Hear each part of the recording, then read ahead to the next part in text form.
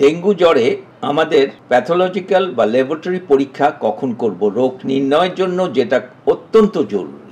Dengue জ্বরের প্রথম 1 থেকে 3 দিনের মধ্যে NS1টা রক্ত পরীক্ষার মাধ্যমে যদি পজিটিভ হয় তাহলেই আমরা বুঝতে পারবো যে তার ডেঙ্গু হয়েছে। সাথে প্লেটলেটটা জানতে হবে তার বেসলাইন থেকে কমে যাচ্ছে কিনা।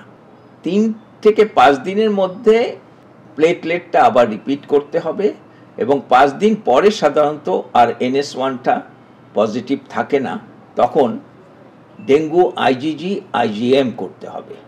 এখানে আরেকটা কথা বলা দরকার, সেটা হলো যখন ডেঙ্গুর একটু ভয়াবহ ডেঙ্গুর দিকে যায় কিংবা জটিলতা দেখা দেয়, তখন কিন্তু আমাদের এই সাধারণ রোগ নির্ণয়ের পাশাপাশি তার কোনো জটিলতা আছে কি না সেগুলো নির্ণয়ের জন্য অন্যান্য পরীক্ষা নিরীক্ষা করতে হবে।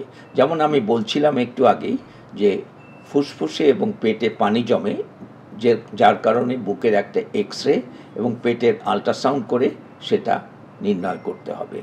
একই সাথে তার লিভার ফাংশন এবং রেনাল ফাংশন বা কিডনি ফাংশনটা টেস্ট করে দেখতে হবে লিভারের এনজাইমসগুলো বেড়ে যাচ্ছে কিনা।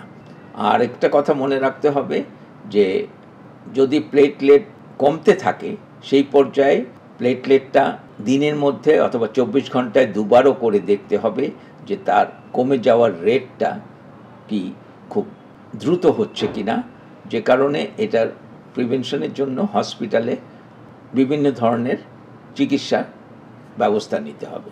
এবার বলতে হয় ডেঙ্গুর চিকিৎসা।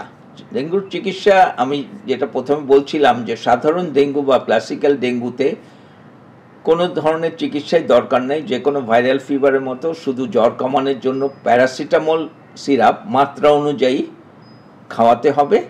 তবে এখানে খেয়াল রাখতে হবে প্যারাসিটামল ছাড়া অন্য কোনো জ্বর কমানোর ওষুধ দেওয়া যাবে না, যেমন অ্যাসপিরিন কিংবা অন্যান্য NSAID যেমন ক্লোফেনাক, ফ্লামেক্স কিংবা ভলটারেন জাতীয় কোনো ধরনের খাওয়ার ওষুধ কিংবা সাপোজিটরি ব্যবহার করা যাবে না।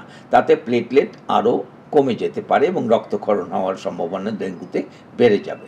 আরেকটা কথা, এখানে এই জ্বর কমানোর সাথে সাথে শিশুকে জ্বর কমানোর জন্য মাথা ধোয়াতে হবে, কুসুম গরম পানি দিয়ে গা স্পঞ্জ করে দিতে হবে এবং প্রচুর পরিমাণে পানি, লিকুইড, যে কোনো তরল খাবার এবং ওরাল স্যালাইন খাওয়াতে হবে। এটাতেই ম্যাক্সিমাম ডেঙ্গু জ্বর বাসায় চিকিৎসা করা সম্ভব। তবে কিছু কিছু ডেঙ্গু জ্বর, যেটা আমি আগে উল্লেখ করেছি যে একটু জটিলতার দিকে যায় কিংবা ভয়াবহ ডেঙ্গুর আকার ধারণ করে, তখন হাসপাতালে ভর্তি করে ইন্ট্রাভেনাস স্যালাইন দিয়ে চিকিৎসা করতে হয় এবং প্লেটলেট যদি বেশি কমে যায় তাহলে অনেক সময় প্লেটলেট ট্রান্সফিউশন কিংবা FFP দিতে হয় এবং প্রয়োজন বোধে রক্ত দেয়া লাগতে পারে। সংবাদ, ফিচার ও অনুষ্ঠানের জন্য ভিজিট করুন সংবাদ প্রকাশের ওয়েবসাইট এবং যুক্ত থাকুন ফেসবুক পেজ ও ইউটিউব চ্যানেলের সঙ্গে।